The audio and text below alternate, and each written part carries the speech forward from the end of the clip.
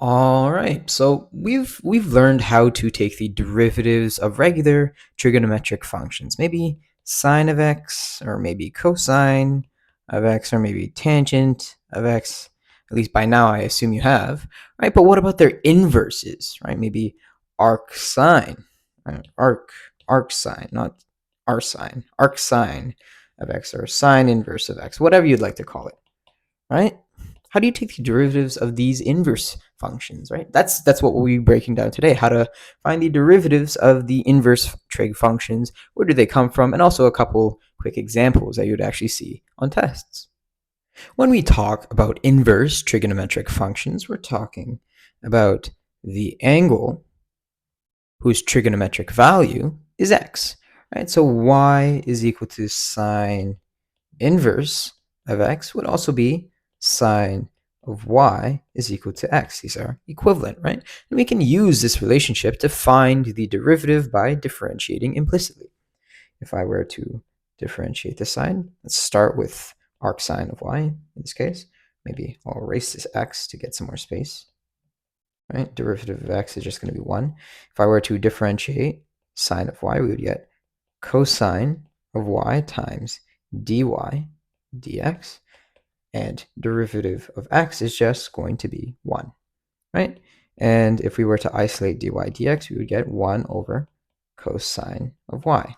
Now, this isn't really that useful because it's in terms of y here, right? But we also have the information that x is equal to sine of y.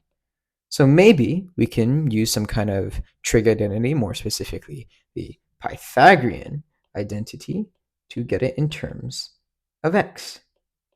Right, so cosine squared of y is equal to 1. Right, and if I were to isolate for cosine of y, because we have that here, right, cosine of y is equal to the square root of 1 minus sine squared of y. And you also know that x is equal to sine of y, so we can rewrite this as 1 minus x squared, right? And if we were to substitute this in for cosine of y, you would get that the derivative of sine inverse of x is equal to 1 over 1 minus x squared. Pretty simple, right? This is for sine inverse of x. What about the derivative of cosine of x, or the inverse of cosine of x? Right, we can rewrite this in the same way, not sine this time. Cosine of y is equal to x, right? And if we were to take the derivative of both sides, right, derivative of cosine of y is equal to the derivative of x, right? Right, that would just be 1. Derivative of cosine of y would be negative sine of y, dy dx, using chain rule here for y, right? You treat y as its own function, right? And derivative of x would just be 1. So isolating for dy dx, you would get negative 1 over sine of y. And we can use the same Pythagorean identity substitution. Right? So sine squared of y plus cosine squared of y is equal to 1. So sine of y is equal to square root of 1 minus cosine squared of y. And we also know that cosine of y is equal to x, right? Which is equal to, this is equal to 1 minus x squared. Using the same substitution for sine of y here, right, we get that the derivative of cosine inverse of x is equal to negative square root of 1 minus x squared. It's the same thing as sine inverse of x, but just with a negative sign here, right? All right, let's do tan inverse of x now, right? So we can rewrite this as tan of y is equal to x.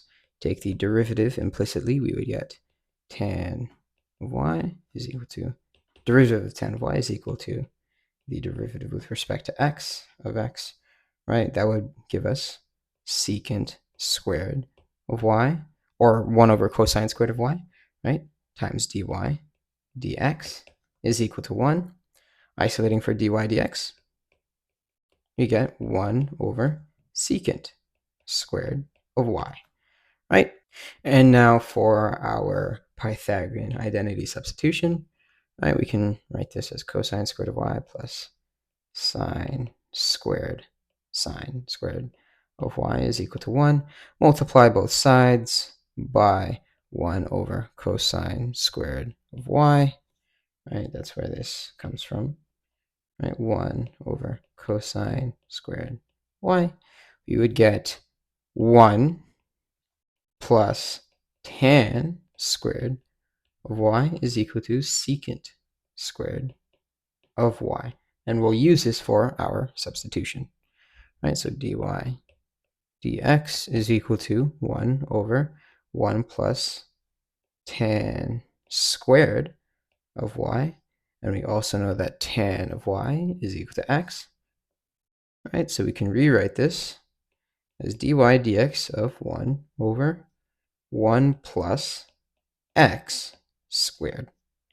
That's the derivative of tan inverse of x.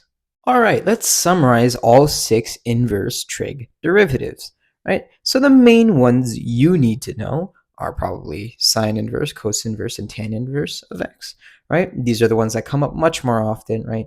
The reciprocal ones don't come up as often, right? You don't really see them, but I'm going to talk about them anyways. The derivative of sine inverse of x would be 1 over the square root of 1 minus x squared, right? The derivative of cos inverse of x would be the negative of sine inverse of x, right? So negative 1 over the square root of 1 minus x squared. And tan inverse of x, the derivative of that would be 1 over 1 plus x squared. We've already seen all of these before, right? So what about the reciprocal functions, right? So the inverse of cotangent of x would be negative 1 over 1 plus x squared, right? The derivative of secant inverse of x would be 1 over the absolute value of x times the square root of x squared minus 1, right? And the derivative of cosecant inverse of x would be the negative of secant inverse of x, which would be negative 1 over the absolute value of x times the square root of x squared minus 1. What a mouthful, right? So I would focus more of your time memorizing sine inverse, cos inverse, and tan inverse. Right? Cotangent, secant, cosecant, they don't really come up very often. Right? And of course, if you ever forget any of these and you know the derivative of sine, cos, or tan, right, you can probably derive them yourself by setting sine of y is equal to x and solving for yourself. All right, let's do a couple of examples while we're here, right? So the equation we have here is y is equal to sine inverse of 3x. Taking the derivative of this, dy dx, we would get sine inverse, the derivative of sine inverse of x, right? Which would be 1 over the square root of 1 minus x squared for sine inverse of x, right? But we have a 3x here instead, right? So we would put in 3x instead under this square root, right? And then the derivative of 3x here would be 3, right? Which in turn would lead to 3 over the square root of 1 minus 9x squared.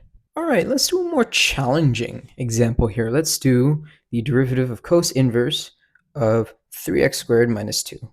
Right, so let's say we already know that the derivative of cos inverse of x is negative 1 over the square root of 1 minus x squared, right? But instead of an x, we have 3x squared minus 2 here, right? You could, in theory, set u is equal to 3x squared minus 2, and then differentiate with respect to u, differentiate with respect to x of cos inverse of u, and then substitute u in back wherever you see u in the final expression, right? But I'm just going to do this directly here, okay? Right, so the derivative of cos inverse of 3x squared minus 2 would be negative 1 over the square root of 1 minus 3x squared minus 2 squared times the derivative of this inner function here, which would be 6x, right? That 2 is just hopping down, okay? So if we simplify this even further, we would get 6x over what the 6x over the square root of 1 minus 9x squared plus 12x minus 4, right?